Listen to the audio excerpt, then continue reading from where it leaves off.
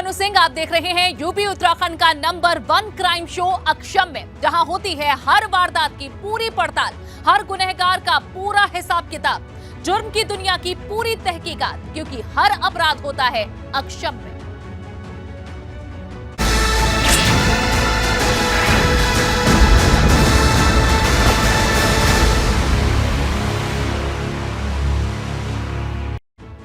अक्षम्य में आज हम आपको दिखाने जा रहे हैं यूपी उत्तराखंड में कानून के राज और अमन चैन को चुनौती देने वाली वो बड़ी खबरें जो सावधान भी करती हैं और खबरदार भी। अपने टीवी स्क्रीन पर एक साथ 4 बड़ी खबरें आप देख रहे हैं। सबसे पहले आपको बताएंगे उस इनामी आईपीएस की क्राइम कुंडली जो करीब 2 साल से फरार था। दूसरी बड़ी खबर लखनऊ से, जहां पर डॉन अतीक अहमद को एक और झटका लगा है। इसके अलावा तीसरी बड़ी खबर डॉन मुख्तार अंसारी के फरार विधायक बेटे अब्बास से जुड़ी हुई, जिस पर कुर्की की तलवार लटक रही है। चौथी बड़ी खबर काशीपुर से जुड़ी हुई है, जहां पर जसपुर में हुई घटना की सीबीआई जांच की मांग हो रही है। मुरादाबाद पुलिस ने उस आरोपी जफर को गिरफ्तार कर लिया है, जिसकी तलाश में दबिश देने गई यूपी पुलिस जसपुर गई थी। आपको सावधान करते इन सभी खबरों को विस्तार से बताएंगे। 1 लाख के इनामी आईपीएस मणिलाल पाटीदार ने करीब 2 साल फरारी के बाद सरेंडर कर दिया है और खुद को बेकसूर बताया है।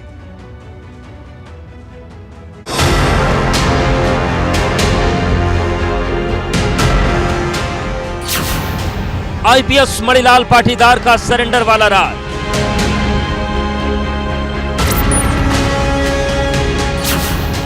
मौत, सरेंडर और 2 साल पुराने हजारों सवाल। 2 साल किसकी पनाहगाह में रहा इनामी पाटीदार? क्या पुलिस में ही पनाह देने वाले पनाहगार? किन आईपीएस अधिकारियों से पाटीदार को खतरा? गिरफ्तारी से बचने के लिए था आरोपों का जाल। कितना बड़ा पुलिस और खनन माफिया मकड़जाल। सितंबर 2020 में सुबह कारोबारी अपने कार में घायल मिला था। उसके गले में गोली लगी थी। ठीक उससे पहले वाली शाम को उसने एक वीडियो वायरल किया था, जिसमें उसने महोबा के तत्कालीन एसपी मणिलाल पाटीदार के ऊपर गंभीर आरोप लगाए थे। इसके बाद केस दर्ज हुआ, आईपीएस पाटीदार फरार हो गया और शुक्रवार को करीब 2 साल बाद लखनऊ में सरेंडर कर दिया।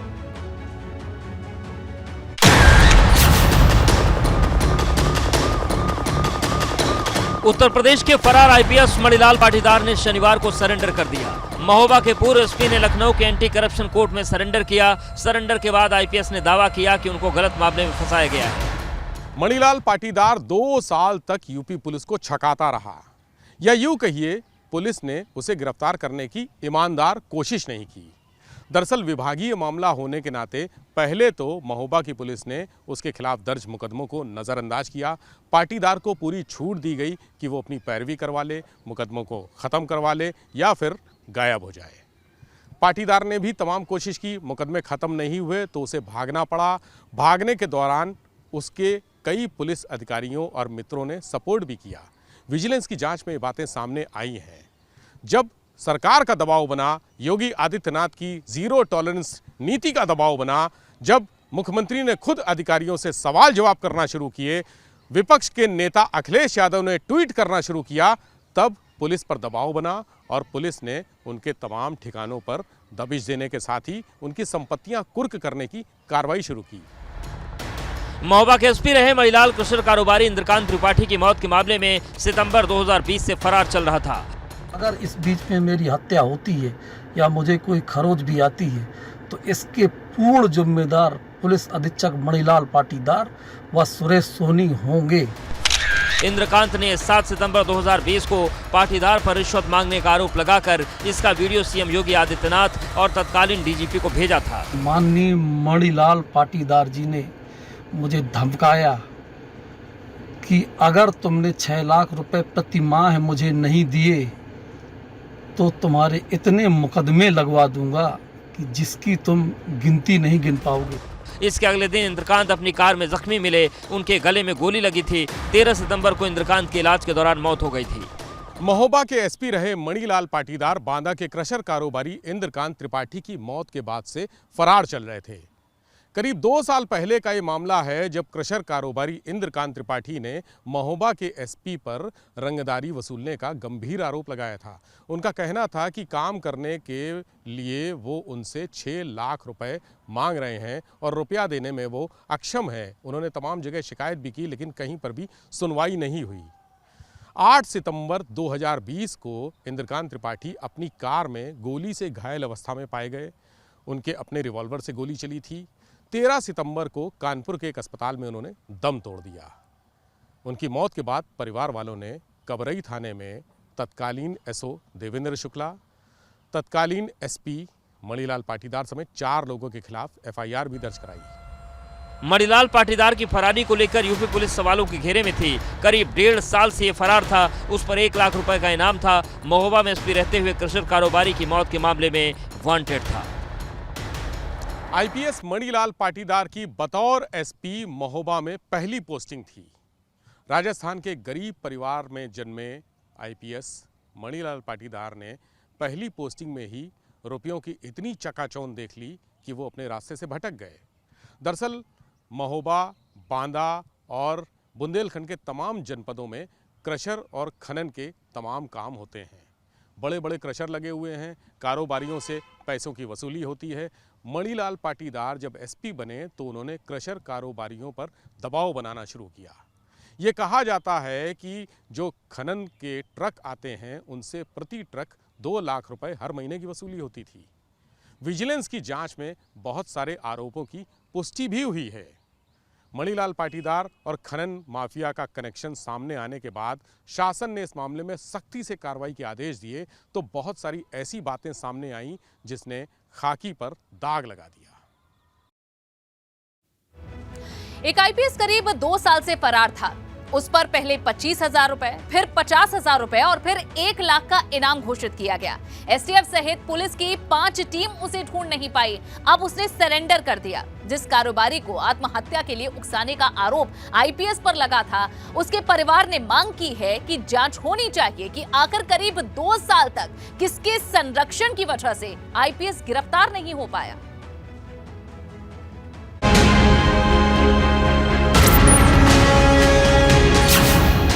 एक सरेंडर, कई सवाल।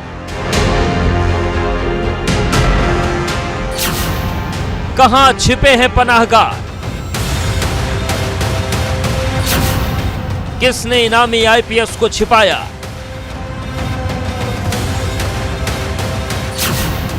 कौन है पाटीदार का हमसाया?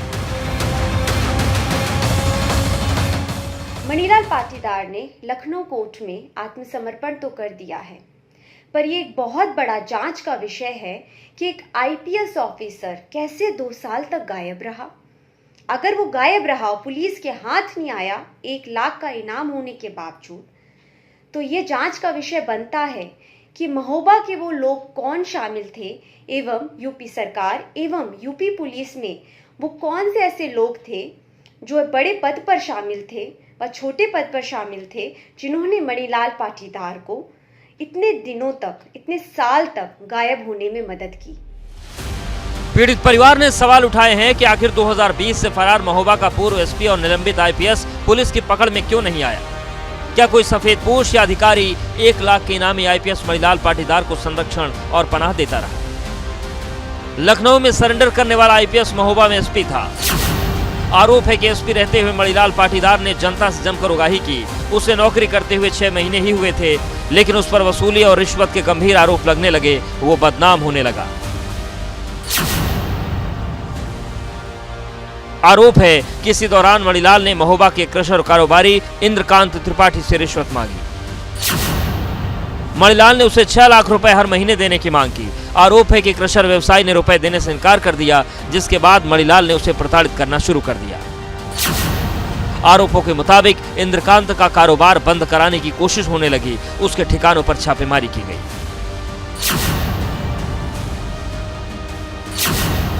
इंद्रकांत त्रिपाठी ने 7 सितंबर 2020 को तत्कालीन एसपी मणिलाल पाटीदार पर रिश्वत मांगने का आरोप लगाते हुए सोशल मीडिया पर वीडियो वायरल किया था। अगली सुबह इंद्रकांत त्रिपाठी अपनी कार में घायल हालत में मिले। उनके गले में गोली लगी थी। 13 सितंबर 2020 को उनकी मौत हो गई। मैं यूपी सरकार से ये प्रार्थना करती हूँ कि आप इस बात की जांच अवश्य करें कि महोबा के लोग एवं यूपी पुलिस में वो कौन से लोग थे जिन्होंने पद पर रहकर मणिलाल पाटीदार को 2 साल तक गायब रहने में मदद की। 11 सितंबर 2020 को पुलिस ने आईपीएस मणिलाल पाटीदार, कबरई थाने के प्रभारी देवेंद्र शुक्ला, कांस्टेबल अरुण यादव और 2 व्यापारियों पर आईपीसी की धारा 302 के तहत केस दर्ज किया। मामले ने तूल पकड़ा तो यूपी सरकार ने एसआईटी का गठन किया, जिसमें आत्महत्या की पुष्टि हुई। मणिलाल पाटीदार पर महोबा के एसपी रहते हुए क्रशर कारोबारी इंद्रकांत त्रिपाठी से रिश्वत मांगने, धमकाने और आत्महत्या के लिए उकसाने का केस दर्ज हुआ और वो फरार हो गया। पाटीदार की गिरफ्तारी पर पहले 25,000, फिर 50,000 और फिर 1 लाख रुपए के नाम घोषित किया गया था। मणिलाल पाटीदार की तलाश में एसटीएफ सहित पुलिस की 5 टीमें लगी, लेकिन ढूंढ नहीं पाई। गिरफ्तारी न होने पर इलाहाबाद हाईकोर्ट ने सख्त टिप्पणी की। इसके बाद महोबा जिले से 3 और प्रयागराज जिले से 2 टीमों को भगोड़े आईपीएस की गिरफ्तारी के लिए लगाया गया। इसमें एसटीएफ की टीम भी शामिल रही। 5-5 टीमें लगी होने के बावजूद वो किसी के हाथ लगा ही नहीं। विवेक त्रिपाठी, एबीपी गंगा, लखनऊ। यूपी में अपराधियों के खिलाफ ताबड़तोड़ कार्रवाई हो रही है। लखनऊ में डॉन अतीक अहमद की करीब 34 करोड़ की संपत्ति कुर्क कर ली गई है।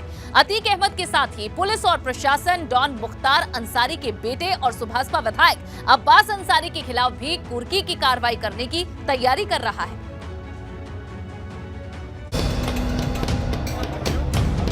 गुजरात की अहमदाबाद जेल में बंद माफिया अतीक अहमद लखनऊ में 34 करोड़ की संपत्ति कुर्क कर दी गई है। प्रदेश भर के अपराधियों में प्रशासन के सेक्शन के बाद खलबली शुरू हो गई।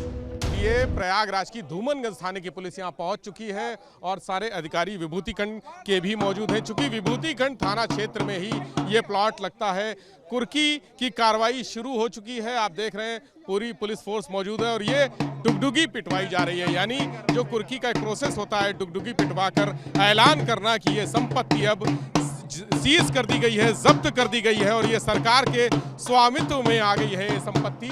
ये कुर्की कार्रवाई करने के लिए प्रयागराज के धूमनगंज थाना की पुलिस यहाँ अभी कुछ देर पहले पहुंची है और अतीक की लखनऊ में 2 संपत्तियां चिन्हित हुई थी। जो एक प्लॉट विजयंत खंड का है, जबकि दूसरा जो प्लॉट है 51 बिस्वा जमीन है वो बीबीडी के पास भैंसोरा गांव में है, उसको भी जब्त किया जाएगा। लखनऊ में अतीक अहमद की अवैध रूप से अर्जित की गई संपत्तियां गोमती नगर के विजयंत खंड, भैंसोरा और फैजाबाद रोड पर हैं। गोमती नगर के विजय खंड इलाके में 400 वर्ग मीटर की जमीन और भैंसोरा में करीब 51 बिस्वा का प्लॉट है। दोनों ही प्रॉपर्टी अतीक अहमद के नाम पर दर्ज है।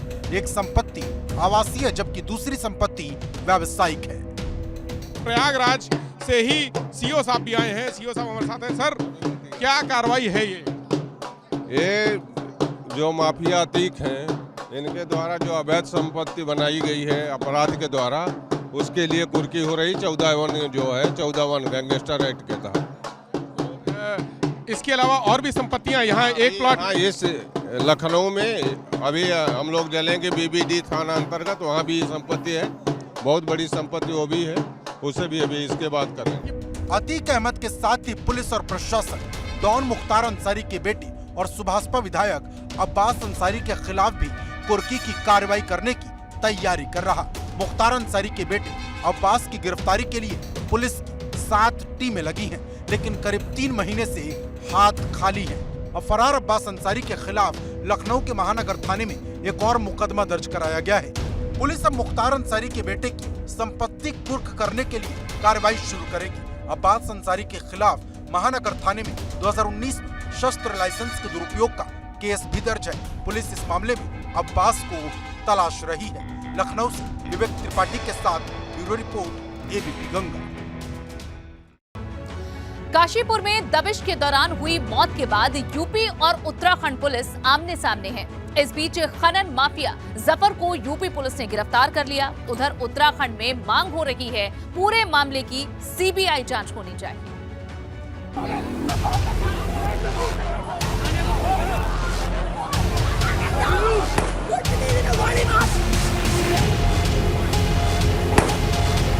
जिस खनन माफिया को पकड़ने की कोशिश के दौरान एक महिला की मौत हो गई, जिस माफिया की वजह से यूपी और उत्तराखंड की पुलिस भिड़ी हुई है, जिसको पकड़ने की कोशिश के दौरान हुई घटना की सीबीआई जांच की मांग हो रही है, उस 1 लाख के इनामी खनन माफिया जफर को 3 दिन की कड़ी मशक्कत के बाद पुलिस ने पकड़ लिया है।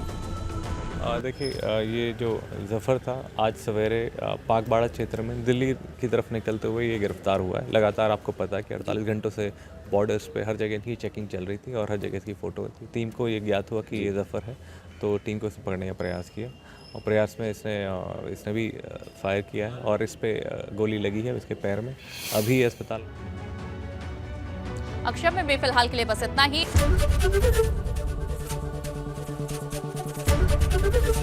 एबीपी गंगा, खबर आपकी, जुबान आपकी।